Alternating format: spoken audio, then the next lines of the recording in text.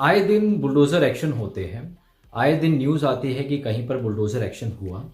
और हम और आप लोग कभी न्यूज़ के माध्यम से, कभी वीडियोज़ के माध्यम से, कभी लाइव भी इस तरीके के एग्जाम्पल देखते ही आए हैं।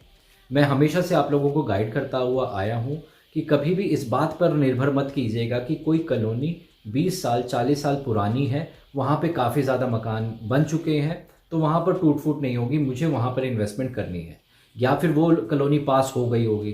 तो आप लोग ज़रूर जांच पड़ताल करके ही आगे बढ़ें, क्योंकि जब भी डेवलपमेंट के कार्य आते हैं इन फ्यूचर, तो जो कच्ची कॉलोनियाँ होती हैं उस कच्ची कॉलोनी के अंदर जहाँ पर भी डेवलपमेंट होगा वहाँ के मकान गिराए जाते हैं। अब आप इस वीडियो के माध्यम से देख सकते हैं कि यहाँ पर सड़कों का चौड़ीकरण हो रहा है और मकान ढाए जा रहे हैं कि इन लोगों को मुआवजा नहीं मिलेगा। 40-50 साल या पुराने मकान दिख रहे हैं, तो ये अब रहेंगे कहाँ?